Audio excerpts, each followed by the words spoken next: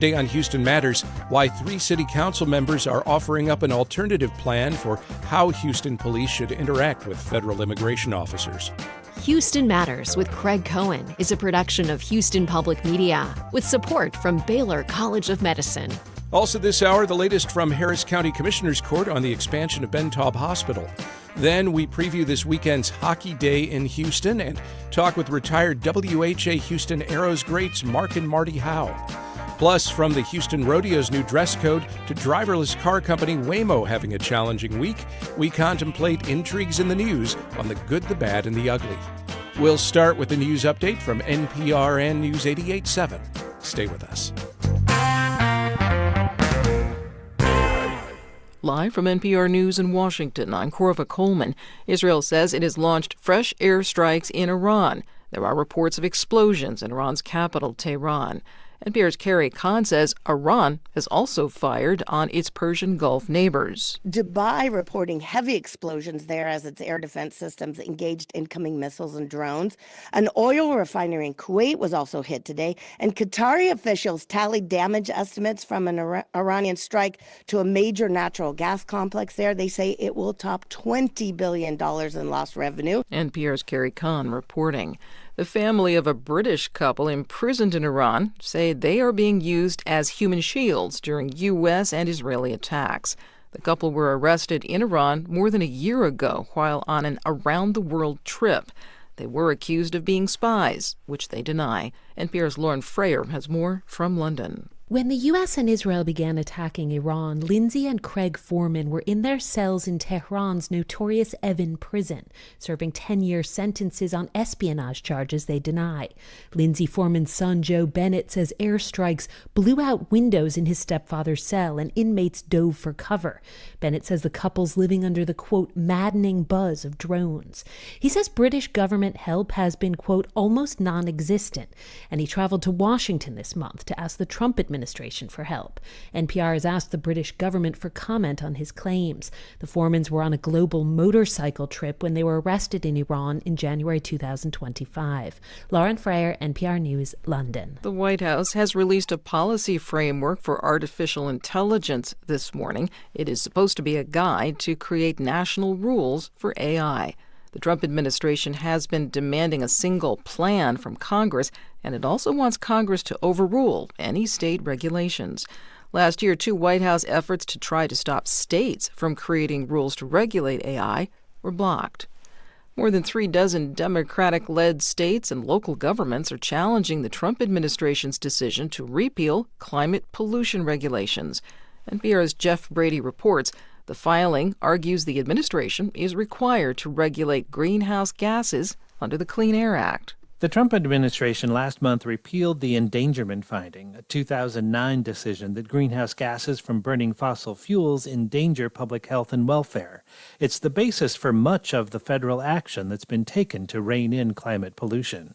Trump's Environmental Protection Agency concluded the EPA doesn't have legal authority to regulate greenhouse gases, even though the Supreme Court determined in 2007 it does. This case likely will end up before the Supreme Court again, with more conservative justices deciding the case this time. Jeff Brady, NPR News. You're listening to NPR News from Washington. Support for NPR comes from NPR stations. Other contributors include the Cy Sims Foundation. Since 1985, supporting advances in science, education, and the arts towards a fairer, more just, and civil society. More information is available at cysimsfoundation.org. Live from News 88.7 in Houston, I'm Matt Harab. The wait time to get through security is growing at George Bush Intercontinental Airport this morning. That's because the airport closed security checkpoints at Terminal D, C, and A North as a result of TSA agent staffing shortages. Terminal E is open, and that, as of right now, has a wait time of over 3 hours. Terminal A South is open as well. Getting through security there is lasting about an hour and a half. Pre-check is available at Terminals A and C. The lines there are just fine. Hobby Airport is operating normally this morning. Houston ISD delayed a scheduled vote to outsource management at 4 top-performing high schools and some pre-K programs. Our Bianca Seward was at last night's board meeting and has the latest. The proposal is to partner 4 HISD campuses with nonprofit organizations, which will then give the campuses more autonomy over areas like curriculum, staffing, and their academic calendar. It will also bring additional per-student funding to the district. The district has suffered years of enrollment decline, which resulted in tens of millions of dollars in lost state funding. Supporters say this is a smart way to bring more money into the district. However, many parents and teachers spoke out against the plan at the board meeting Thursday night, urging board members to vote against the partnerships. HISD has not yet made the contracts for the partnerships public. The state-appointed board will now consider the proposal at a special meeting on March 26th. I'm Bianca Seward, News 88.7. And this weekend is the last weekend of the Houston Livestock Show and Rodeo, which announced a new dress code earlier this week after fights broke out on the carnival grounds last weekend. It bans gang-affiliated clothing and other attire that could be considered inappropriate. Lori Johnson attended the rodeo yesterday. She supports the dress code. You can still be kind of sexy, spicy, but you can keep it modest. You don't have to have every single part of your body hanging out. When asked earlier this week, a rodeo spokesperson did not say whether any visitors had been asked to leave due to that dress code. I'm Matt Harrop, News 88.7. This is Houston Matters. I'm Craig Cohen. Thanks for joining us here on News 88.7 and Houston Public Media's YouTube channel. Coming up this hour, we preview this weekend's Hockey Day in Houston. Our guests include the WHA Houston Aeros, Mark and Marty Howe. Also, the rodeo dress code and Waymo incidents, top intrigues in the news on the good, the bad, and the ugly. We begin today with city and county news, starting with the political battle at Houston City Hall over how closely local police should work with federal immigration agents. A group of city council members is pushing a new ordinance that would give Houston Police Department officers discretion over whether to contact ICE, a direct challenge to Mayor John Whitmire's recently revised policy. News 88.7's Dominic Anthony Walsh covers City Hall and joins us now. Hi, Dominic. Hey, Craig. So last week, the mayor and Houston's police chief, they held a press conference and they announced a revision to the policy that police were working under. This came after the Houston Chronicle reported a couple of incidents of officers directly transporting drivers to immigration agents. Remind us first, what did the mayor say about those incidents? Yeah, so he said that that was a violation of policy, that he was disappointed. And HPD Chief Noe Diaz confirmed that there were actually 17 incidents like that in 2025. And so, of course, they directed officers to no longer do that. Yes, and so what policy changes then did they initiate last week? Yeah, so in addition to clarifying that there shouldn't be transportation to ICE, they said that when there is a hit for an immigration warrant, officers should call their supervisor, who then will call ICE after they verify the warrant. So calls are still mandatory, not discretionary under this new policy. And there's also a piece saying that they should wait no longer than 30 minutes for ICE to respond. Now, this is a little complicated. I asked the city attorney about this. There are some constitutional concerns about forcing drivers to wait beyond the end of the traffic stop for ICE. He says it's not actually a 30-minute wait. Once the traffic stop is concluded, officers should let the drivers go regardless of the administrative warrant, even if that is before 30 minutes. Now, the directive actually issued to officers that we obtained a copy of doesn't make that quite clear. Council members Alejandra Salinas, Abby Kamen, and Edward Pollard are formally placing a different proposal for a new ordinance about all of this on the agenda. What do they want to see happen? So they want to make it discretionary as to whether or not officers will call ICE when they encounter someone with what's known as an administrative warrant. These are warrants issued directly by ICE, non-judicial, they're civil warrants. And they want to prohibit directly holding someone for longer to call ICE or wait for them to arrive. So they want to codify the policy that the city attorney says is already in place. And then part of the ordinance would also track HPD immigration activity so that council members and the public can see data. Questions have been raised about all of this for months now. Why are these council members pushing back now? Yeah, so there's been a series of stories from the Houston Chronicle, and after the latest one that you mentioned, which revealed transportation by officers to ICE agents, the administration announced that policy change that we talked about, and that's really what prompted this proposal at this time. And also, I should point out, council members have the authority to do this, but have only had it since 2023 when Prop A passed. Has this scenario played out before now of council members forcing an item onto the agenda? Well, yes, there have been Prop A items introduced to the agenda, but they've mostly been non-controversial things that Mayor John Whitmire is okay with. For example, requiring clubs to post dress code rules. Nothing, though, challenging the mayor in this way. This is the first of its kind. Before we let you go, FEMA this week awarded $65 million to the city. This is for public safety ahead of the FIFA World Cup. In light of the still ongoing partial government shutdown, was this money coming a surprise? Well, maybe not a surprise, but definitely a relief. In late February, Politico reported host cities had penned a letter to the White House's FIFA task force expressing concerns about, the lack of clarity around when these funds would become available because of the partial government shutdown. And I asked a spokesperson for Houston's host committee about this. They say that they signed on to that letter. And yesterday they sent a statement saying they are, happy to see those funds come down. Do we know what they're going to use the money for? Yes. A spokesperson for Mayor John Whitmire says the $65 million for Houston will be used for police and fire overtime, personnel, technology, and equipment, as well as regional law enforcement agencies working on the World Cup. Could we see more of this money coming down the road? So this is all from this program, but there was a separate chunk of funding for anti-drone programs, about $16 million. And then Dallas will also get some money. Overall, according to the governor's office, the state is slated to receive $116 million under this program from FEMA. Dominic Anthony Walsh, thank you very much. Thank you. From city to county government now, Harris County commissioners voted Thursday to move forward with eminent domain proceedings to expand Ben Taub Hospital by acquiring a portion of Herman Park. Sarah Grunau covers the county for Houston Public Media. She's here now. Hi, Sarah. Hi. This vote ends a months-long debate. Why was this proposal from Harris Health so controversial? Yeah, this project was debated for several months in a series of different public hearings and town hall meetings. It really boiled down to, I would say, a clash between the preservation of Herman Park land and the necessity to bolster rising public health needs, especially in a rapidly growing county.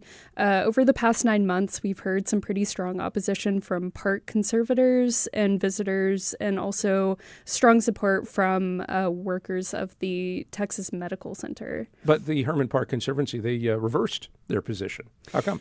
Yeah, the expansion, what we've really heard is that the expansion will add on to Ben Taub by, creating a new inpatient tower.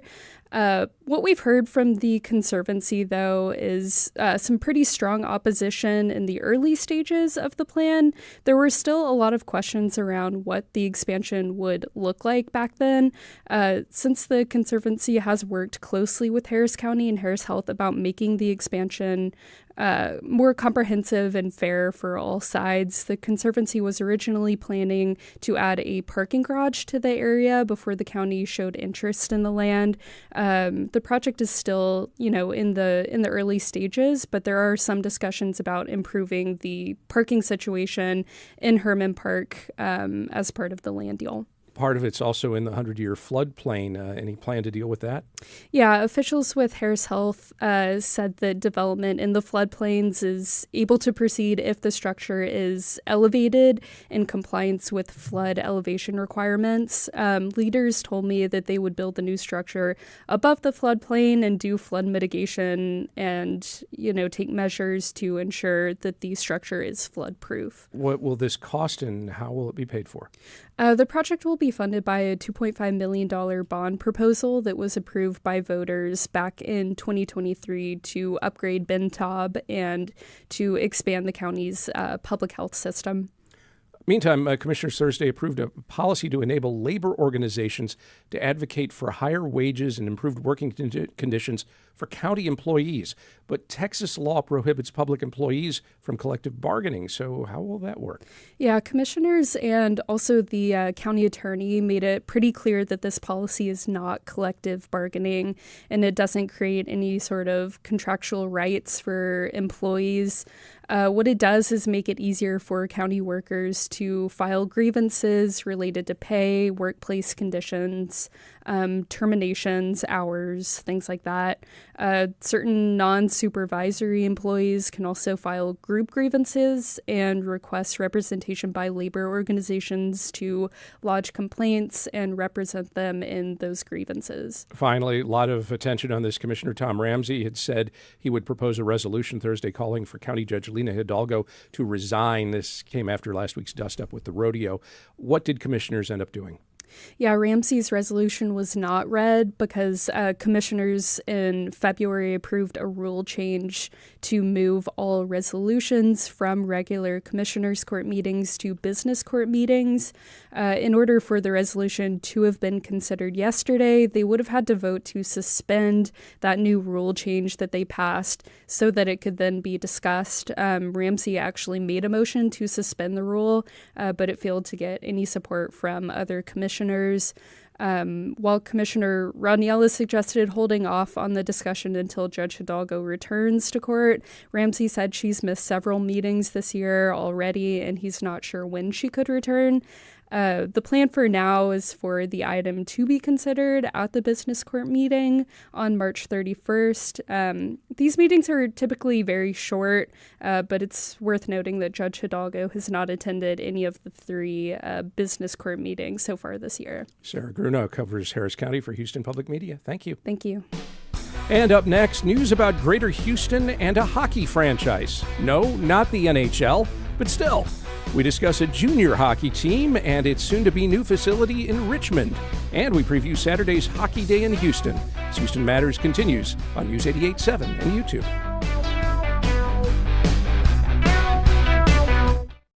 You count on Houston Public Media. That's why you're here right now.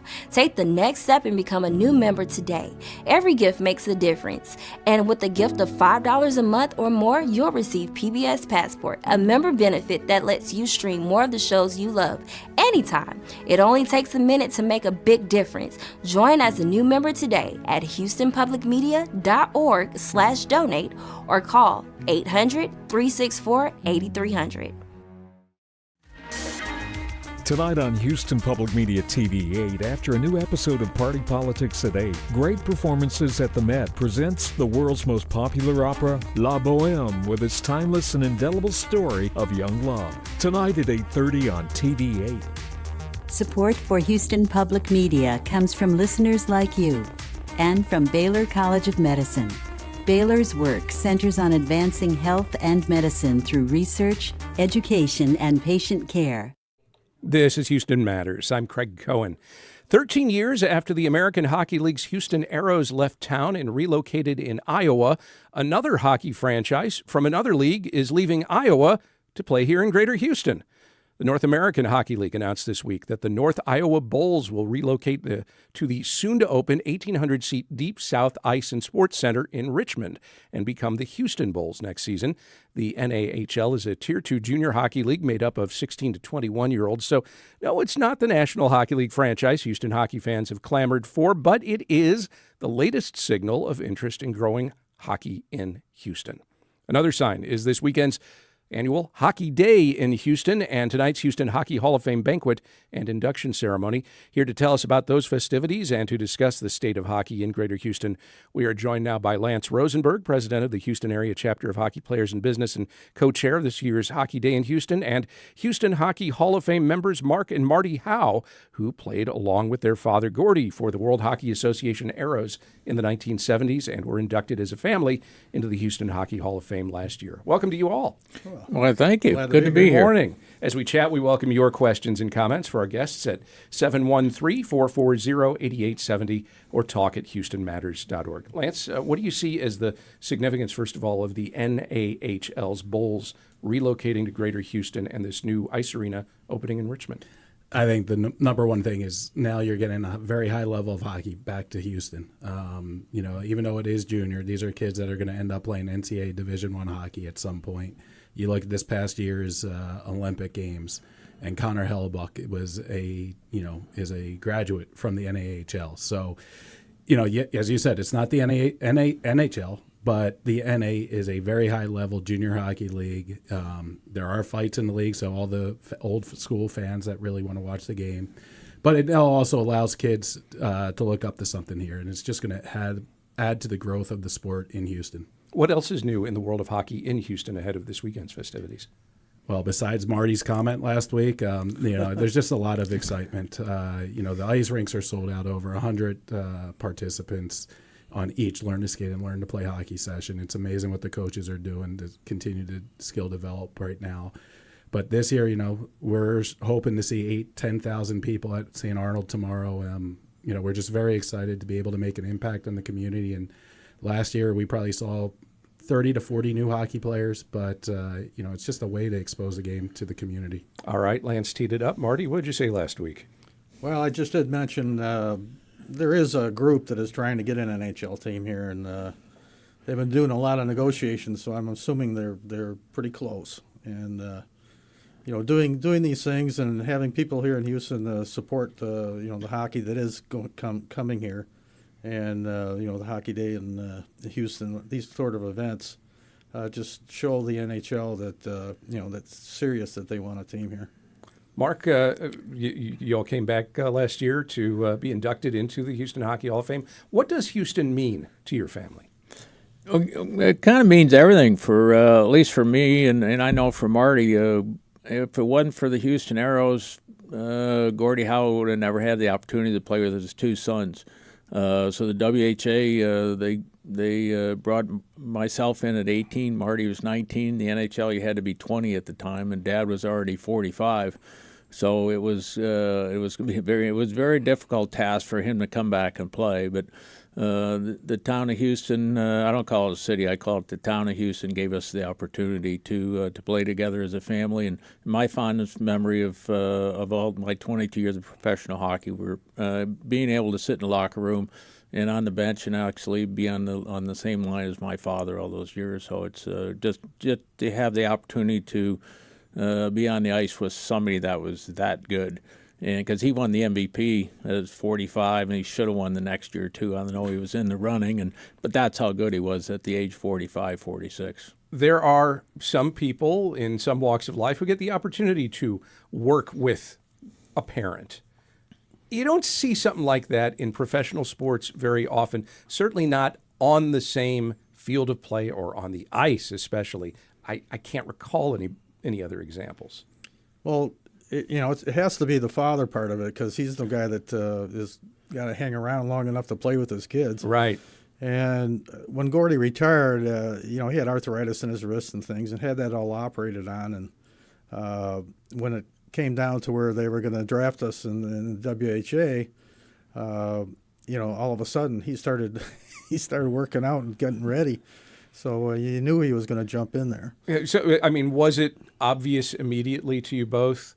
Oh, Dad wants to play again. Oh, for sure. Yeah. I know, he was, he never hovers around. He was hovering. Yeah. So we're at our home in the suburbs of Detroit, and the Aeros people came up and they were talking contract. My mom was there doing the negotiating. Dad was at the table. Marty and I are just kind of walking around the perimeter, and we'd walk by every once in a while, get a little glimpse of what they were saying.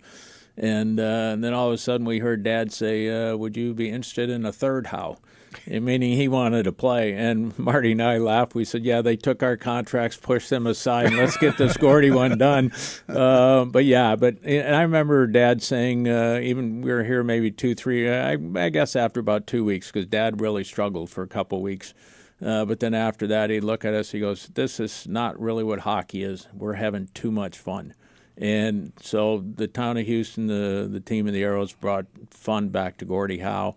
And, and I think, he had so much fun on the ice. I know when people took runs at me or tried to hurt me, then you saw the viciousness of Gordie Howe on the ice. But, it does, being able to come back here and play and as we did as a family meant everything to us. But even after that, you had a long and storied career. Were there ever locker rooms that were the same environment, even if your dad wasn't in it? I was fortunate. I spent 10 years in Philadelphia with the Flyers.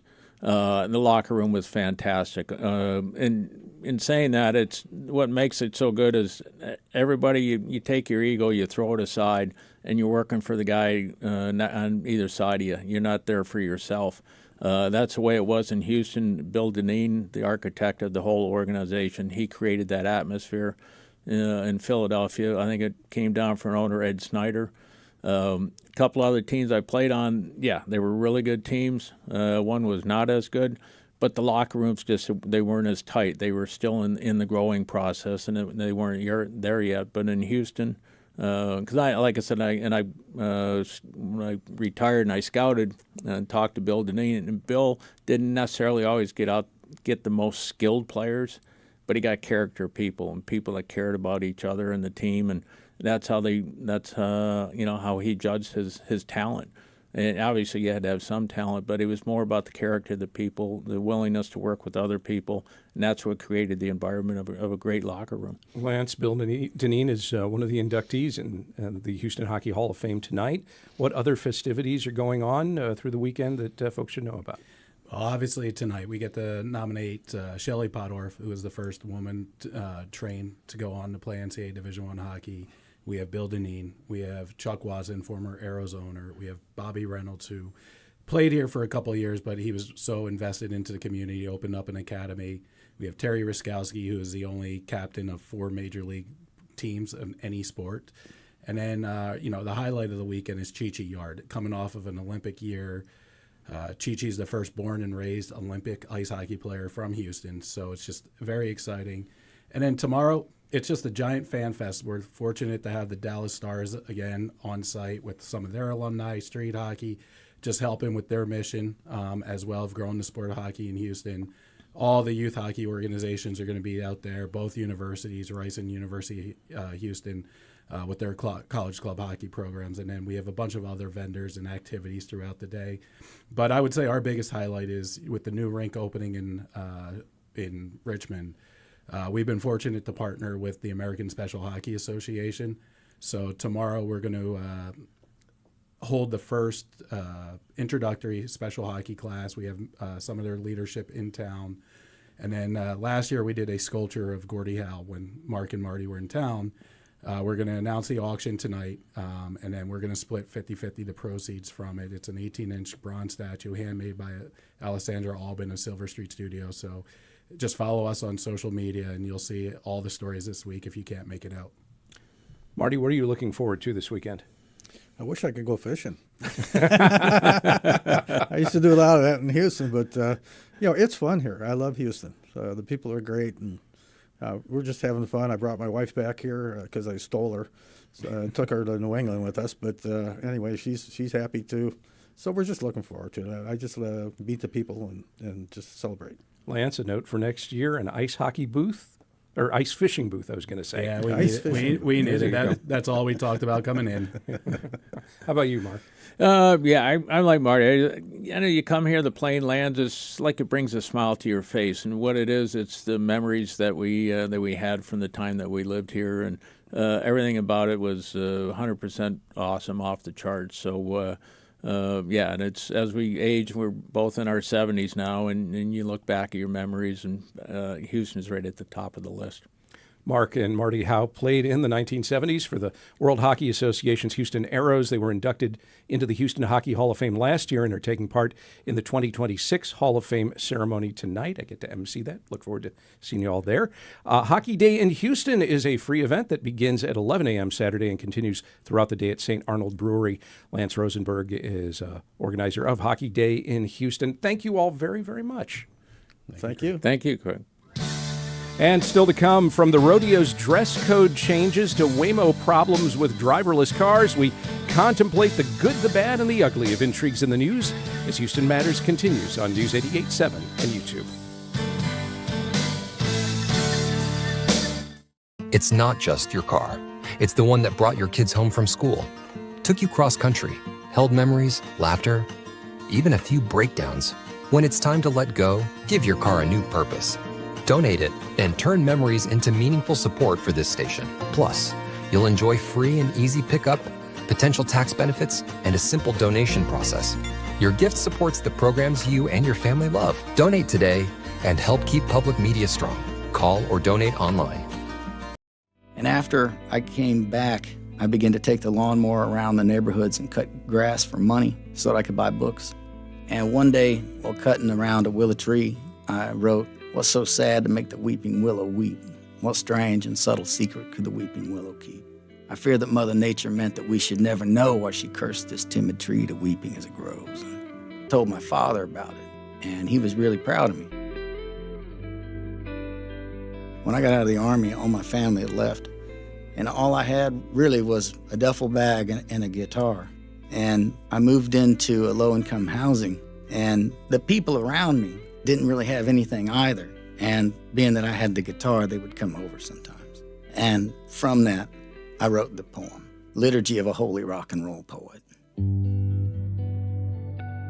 I threw my empty across the room to the trash pile, sat back on the little couch.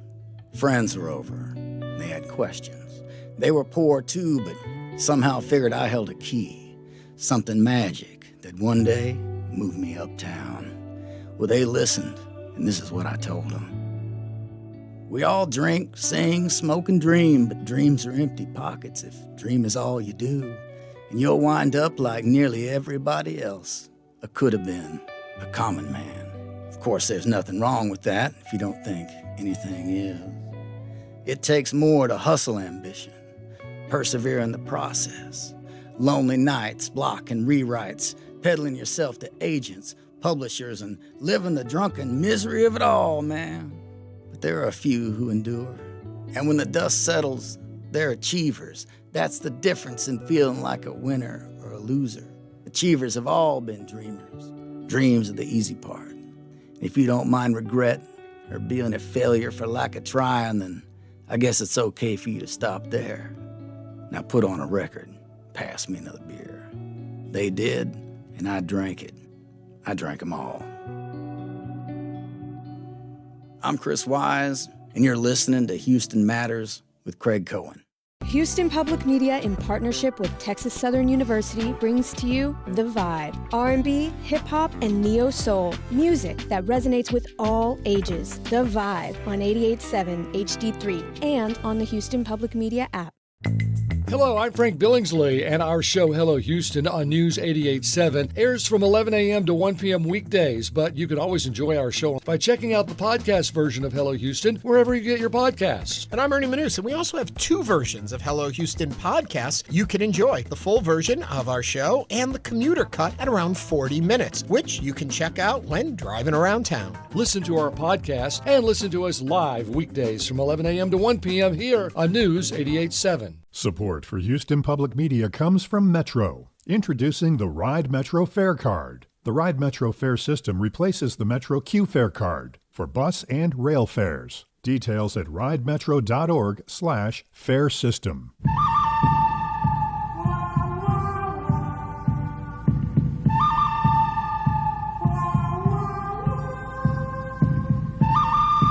A lot can happen in a week. Some of it good, some of it bad, some of it downright ugly.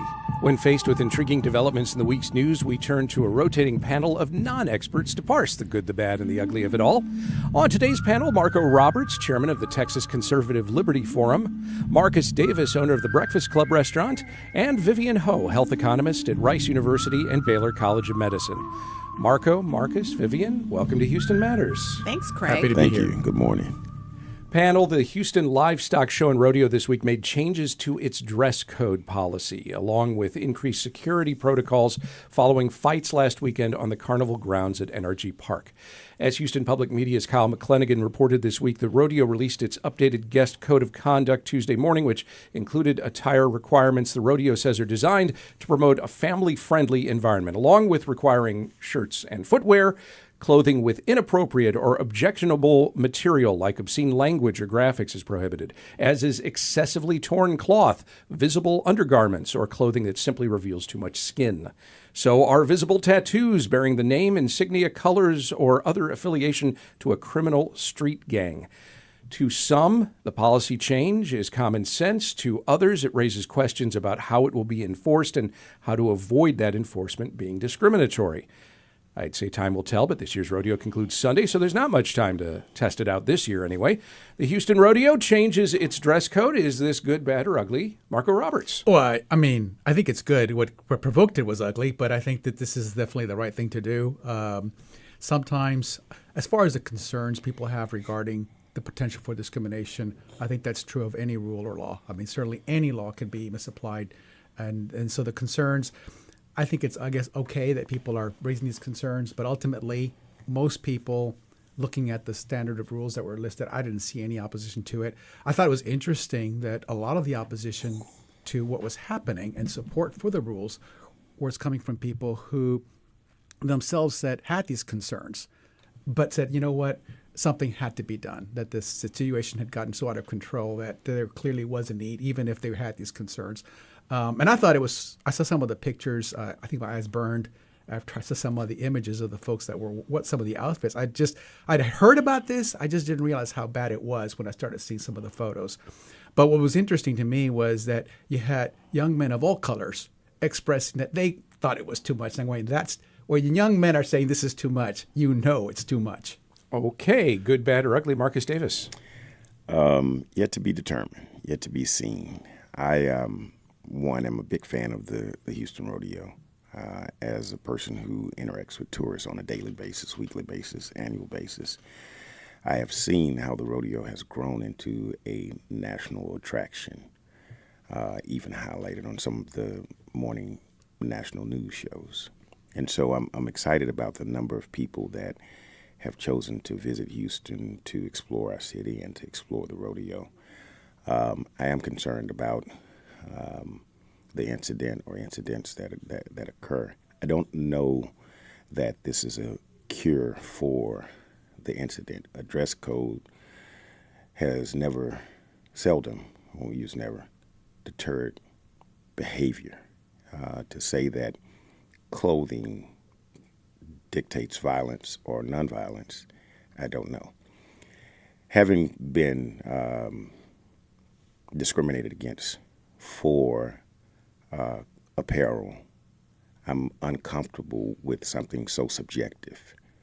There's a bar on Maine in Alabama called the Alley Cat Bar and Lounge that I opened in 2016 in part because I had been discriminated against several times in Midtown bars and Washington Avenue bars simply because of my apparel. So I'm super sensitive to things that are subjective that laymen and the untrained or even the ill-trained get to determine and get to decide. With all that being said, I want Houston's rodeo to be phenomenal, and I want people to continue to come. And my children, who are bemoaning the fact that this is the first rodeo that they've missed because they didn't come home for spring break, I wouldn't want them participating in something that I get a phone call in the middle of the night saying this happened. So I want it to be safe. I want it to be secure. But I also want to make sure that we're securing the rights of those who want to participate and not be discriminated against. Okay, good, bad, or ugly, Vivian. Well, I think Marco and Marcus have said it all really well. It's good, bad, and ugly all in one. It's good that we're trying to make something family friendly. It's bad in terms of how do we enforce this? And we've got mostly volunteers working at the rodeo, and you can end up with problems in terms of mistakes in judgment. And to me, as a parent, I'm the same thing. You know, I took my son to the rodeo, from the age of 3 until he didn't want to go anymore. He just wasn't as interested. It's kind of different that your kids are still interested. I never encountered, I just can't recall a time, and it was just a few years ago, it's not that long ago, where there was someone that I was looking at, it's like, whoa, I don't want my son seeing how they're dressing. So it's ugly. I'm sad, and because of the pictures and from what I've talked to, the dress was a problem, and it's sad that we've come to that in terms of our city, and I don't really know why. Well, I will add one thing. I'm going to disagree with one thing that Marcus said, although I can understand. Again, people, there's always all that adage, right? For my friends, everything, for my enemies, the law. people can't always abuse a rule. So we'll have to see how it's employed. I think it's appropriate to be concerned. But I do think that dress codes or the way we dress has an impact on how we behave. It's why we dress up for funerals or weddings, because I think it communicates something. Sometimes we dress to express something, right? And that expression can sometimes be something pretty or beautiful, or it can be aggressive, right? Like some things that tattoos can be aggressive sometimes. So I do think that dress codes can have an impact on behavior, but it can be good or bad. And I think we all agree that we hope that they enforce the law appropriately and equitably, and we'll see how this goes.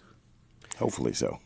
And I like the way you dressed up for the first day of spring. Oh, first day of spring. It's actually coming up right now in a few minutes. You're looking mighty springy today. Thank you. That's all about spring. I love it. And again, Marco, I like I said, I do want. I enjoy that the rodeo is a family-friendly place to be, and I enjoy that they want to continue to promote that. I think, everybody gets up and goes to the rodeo, and when you sit down in your chairs, one of the things that you're anxious to see is the mutton busting thing, and so yes, there are times that you want to make sure.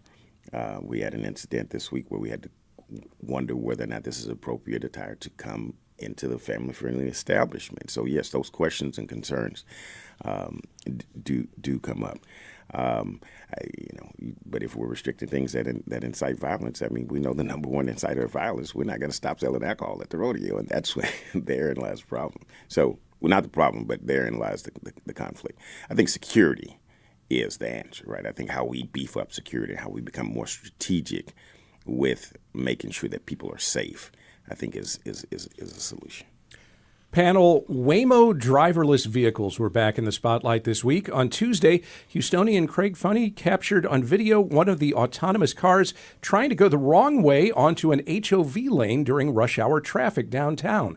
ABC 13 showed the video in which the Waymo vehicle is blocking commuters and also shared other video of several Waymo vehicles stopped near railroad tracks in the 5th Ward on Gregg Street. Neighbors there said that's happening every day and often blocks drivers and other cars from being able to back up and turn around if a train stops. This comes on the heels of a Waymo self-driving car seen stopped on railroad tracks in Austin, and another, as you may recall, which blocked traffic, including an ambulance, during a mass shooting in Austin earlier this month. Waymo problems on Texas roads. Is this good, bad, or ugly, Marcus? Way more problems. Yeah, you caught that. I got way more problems than you do. This is peculiar, right?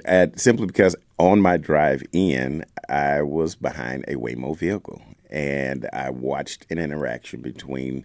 I was curious as to how it was going to interact with the stop sign, as well as the street that it was approaching didn't have the right of way. So I was curious as to how it would stop, how long it would stop. So I've been kind of observing these things. Interestingly, the car who had the right of way stopped and allowed the Waymo car to proceed. I don't know. Maybe it had seen some things that maybe it was curious as well. It's technology, right? There are going to be a lot of glitches. There's going to be a lot of bumps in the road. We are moving to this thing of driverless cars. I mean, it's here. As a product of the Jetsons cartoon, we've been waiting and wanting this forever. And it's going to have its issues. It's just how long it's going to be before it's worked out. Life safety is the most important thing. So, the less it endangers lives is the greater concern. Glitches, they're going to happen. They're going to come and go. Second consecutive week that the Jetsons were referenced on the Good, the Bad, and the Ugly. Interesting. Vivian. Oh, definitely bad. There's another podcast that I listen to that I enjoy a great deal. Oh, my goodness. You're cheating on us. No, that's okay. You know what? It's I like it because it is funny and entertaining. Definitely not as informative as NPR. But so one of the hosts is always talking about how she loves Waymo, and that she would never get into a self-driving Tesla, that it's too dangerous. Well, sorry, but these news stories, definitely that's not the case. And, before I was like, oh, yeah, maybe I'll try one of these Waymos out. And I'm like, oh, no, because while I like texting on my phone instead of having to pay attention to driving and things like that, I don't want to be a part of, getting involved in getting hit in a car accident or being responsible for other problems, or heaven forbid you're calling a car and it's like, why doesn't it arrive? And it's because it's stuck at train tracks behind, multiple other cars and they can't do anything about it. So Waymo needs to fix this and need to fix it fast. And it's just so disappointing that they don't have any consideration for the folks whose driveways are getting blocked, things like that. It would be nice if we had enough sheriffs to come out and ticket them, although I don't know how you ticket a driverless car. I don't know. But clearly there's cost being imposed on people who it's just unfair. All right, Marco? Well, I mean, it's a little bad. Not a big. I think I agree with Marcus. It's the way of the future. There's going to be glitches in any new technology. This has happened, with all the new things that have come into our lives. I look at this with a little trepidation, also knowing it's inevitable that we are going into a future of driverless cars. I don't see how we're going to avoid it.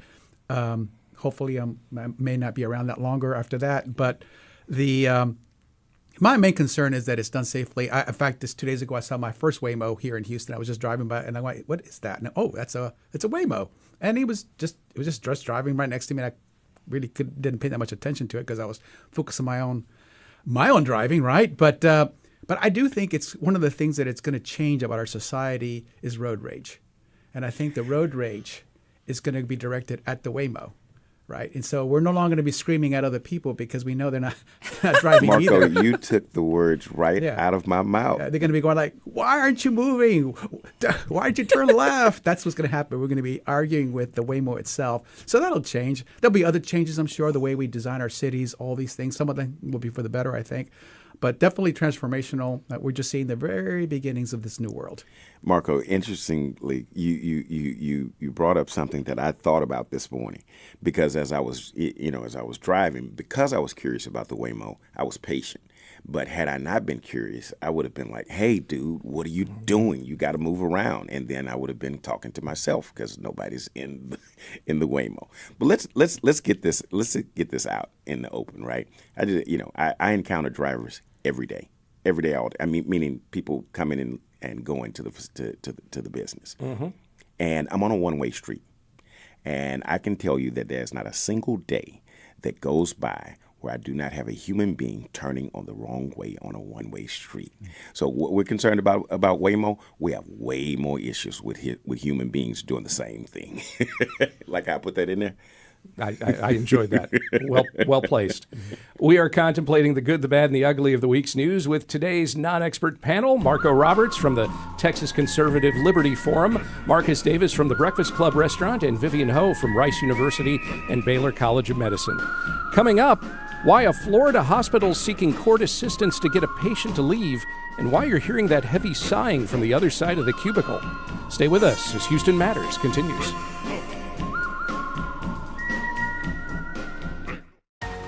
We know you value Houston Public Media. That's why you're watching right now. So take the next step and become a new member of the station you rely on. Every gift makes a difference. And what matters most right now is supporting the station that brings you the news and information you rely on. It only takes a minute to make a big difference. So join as a new member today at houstonpublicmedia.org/donate or call 800-364-8300. 2 p.m. Support for Houston Public Media comes from listeners like you and from CertaPro Painters, offering residential and commercial painting services, from color consultations to full project management. Estimates and more at CertaPro.com. Support for Houston Public Media comes from Alley Theater, presenting Oscar Wilde's The Importance of Being Earnest, a comedy about mistaken identities and romantic entanglements. March 6th through 29th. Tickets at alleytheater.com. It's the good, the bad, and the ugly on Houston Matters. I'm Craig Cohen. We continue now with this week's non-expert panelists, Marco Roberts, Marcus Davis, and Vivian Howe. Panel: Tallahassee Memorial Healthcare is suing one of its patients who refuses to leave her hospital room even though she was formally discharged 5 months ago. As the AP's Mike Schneider reported Wednesday, the hospital is seeking an injunction to order the patient to leave the room and to authorize the county sheriff's office to assist if needed. The hospital says simply it needs the room back for other patients. According to the suit, the woman was admitted to the hospital for medical treatment and then discharged on October 6th of last year. The hospital then says it repeatedly made efforts to coordinate her departure with family members. But why she's still there and how she was able to remain for 5 months is not public knowledge, and the hospital will not say. The court may have to intervene as a discharged patient simply won't leave the hospital. Is this good, bad, or ugly, Vivian? Oh, well, certainly ugly. I wish the newspaper article had provided a little bit more detail, because why didn't, if they want the patient to leave, I mean, are they still providing food to the patient? Yeah.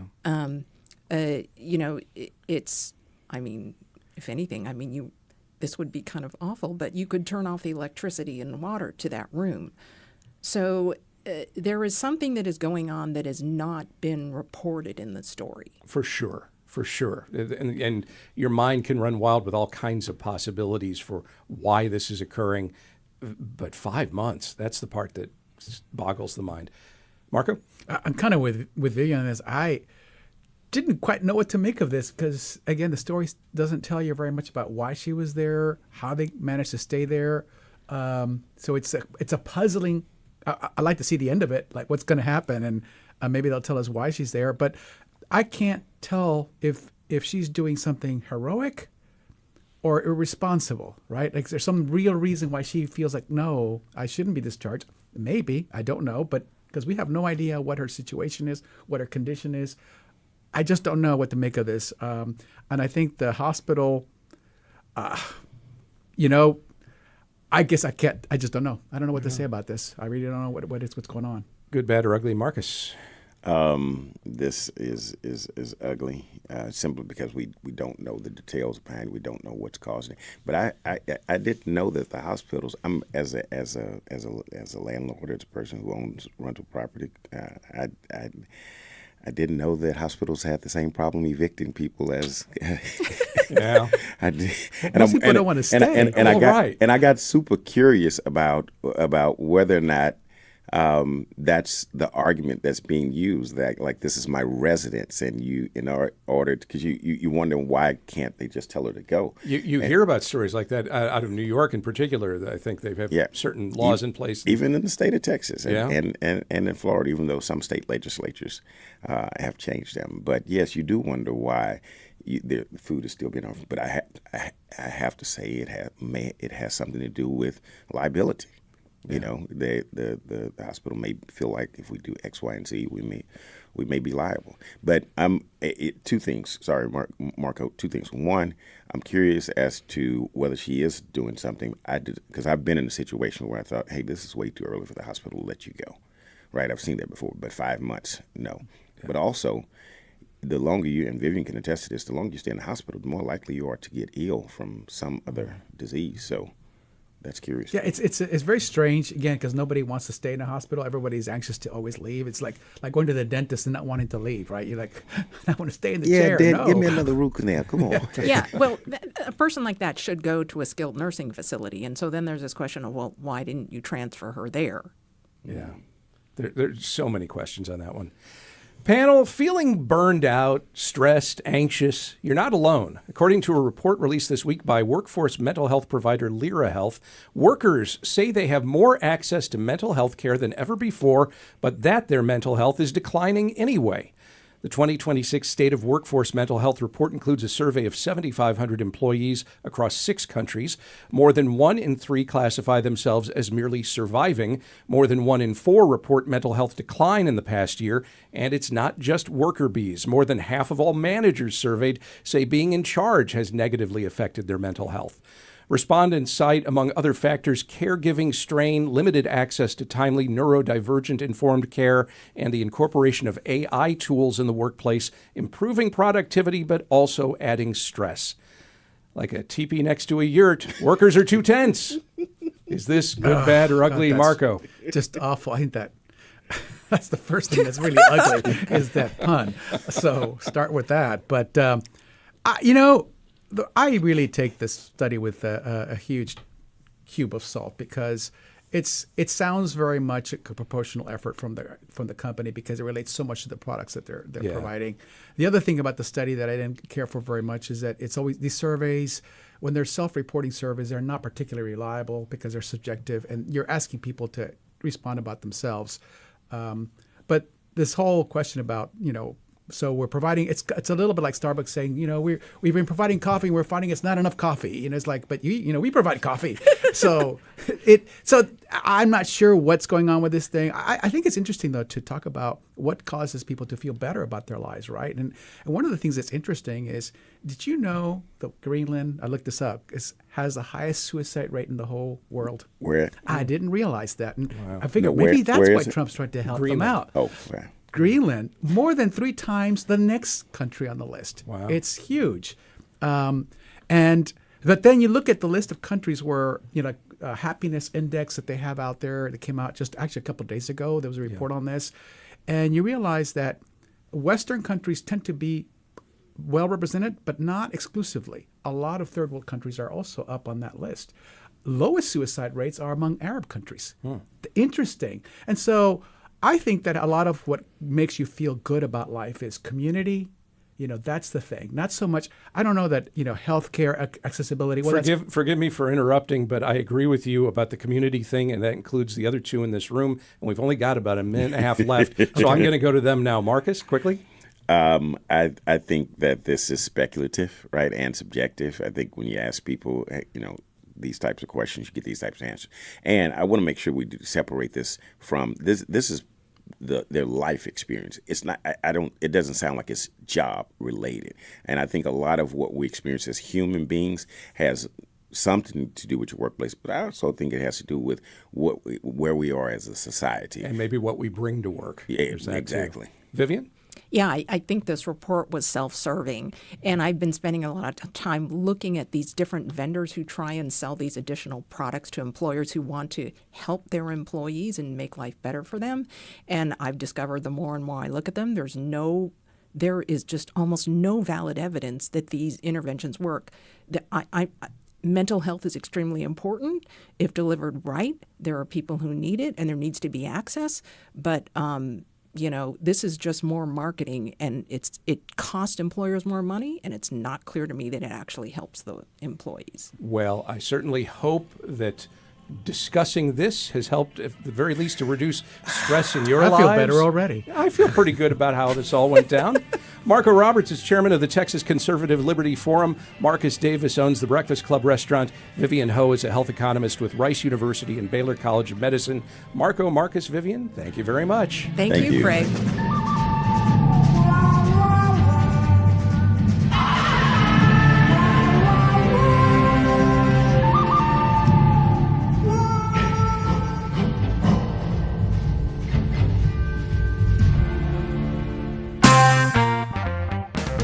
And that will do it for today's show. The Houston Matters team includes Michael Haggerty, Joshua Zinn, Brenda Valdivia, Mincho Jacob, and Laura Walker.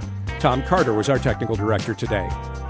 On Monday's show, a deep dive into the state's voucher program rollout. We discuss with education reporters Bianca Seward from Houston Public Media and Elizabeth Sander from the Houston Chronicle. Also, we'll recap Saturday night's NCAA matchup between the Houston Cougars and the Texas A&M Aggies. I'm Craig Cohen. Have a great weekend, and join us Monday for those and other Houston Matters.